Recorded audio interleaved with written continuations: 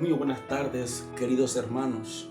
Hoy quiero hablarles de un tema del que muy pocos hablan. Muchos predican sobre el proceso de Job, sobre cómo Job se mantuvo fiel a Dios en medio de las pruebas, en medio del proceso.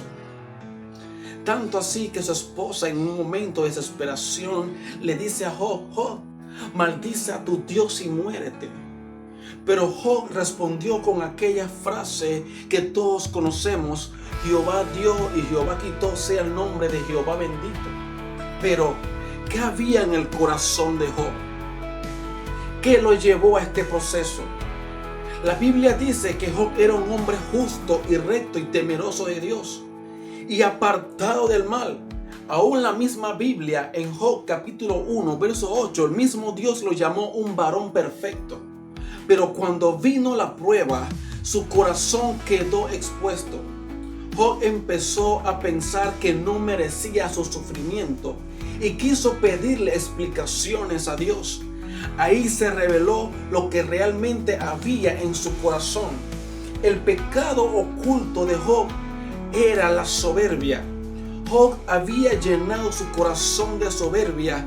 Job había llenado su corazón de rencor. Cuando Job comenzó a justificarse, Dios lo confrontó directamente. Dice la palabra de Dios en Job capítulo 38, versos 3 y 4, que Dios le dice con autoridad a Job: ciñe ahora como varón tus lomos. Yo te preguntaré y tú me contestarás: ¿dónde estabas tú cuando yo fundaba la tierra? Házmelo saber si tienes inteligencia. Vemos cómo Dios confronta con autoridad a Job. Aquí vemos la grandeza de Dios y nuestra pequeñez. ¿Quiénes somos nosotros para exigirle explicaciones al creador del universo? Dios le mostró a Job que su soberbia lo había cegado.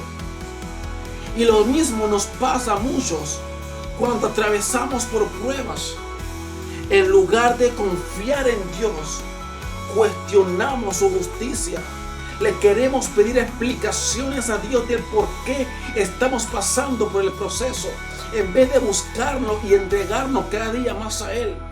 Dios solo no lo confronta, sino que le muestra una ilustración poderosa. Dios le habla a Job del Leviatán. En Job 41:34, Dios le dice a Job: mira con desprecio a todos los soberbios. Él es el rey de todos los hijos del orgullo. ¿Qué significa esto? Dios le está mostrando a Job que el Leviatán representa la soberbia. Es una criatura imposible de dominar, como el orgullo en el corazón de los hombres.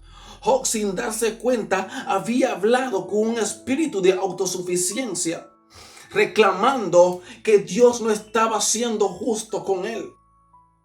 Asimismo, en este tiempo hay hombres, hay mujeres que se dejan manipular por el espíritu de Leviatán, actuando con un corazón lleno de orgullo y desprecio hacia los demás. Pero Dios nos llama a rendir nuestro corazón a Él. Dios te llama a humillarte delante de Él, a entregarle tus cargas a Él. El arrepentimiento de Job vino cuando Dios termina de hablar. Job entendió su error y dice la palabra que Job se humilló completamente ante Dios. Lo vemos en Job capítulo 42, verso 5. Dice: y de oídas te había oído, mas ahora mis ojos te ven. Por tanto me aborrezco y me arrepiento en polvo y cenizas. Job antes solo conocía a Dios de oída. Conocía a Dios por lo que había escuchado de Dios, pero ahora lo experimenta en una verdad.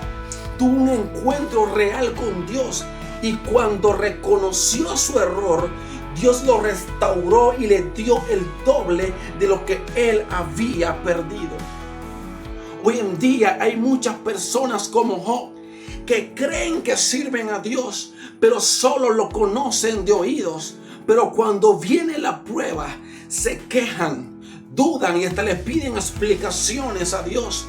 Pero Dios permite el proceso para revelarnos lo que hay verdaderamente en nuestros corazones y llevarnos a un verdadero encuentro con Él. Si tú que me escuchas estás pasando por un proceso, Detente un momento y examina tu corazón. Tal vez Dios te está llamando a un nivel más profundo. No permitas que la soberbia se interponga entre tú y Dios. No permitas que el odio, el rencor se interponga entre tú y Dios.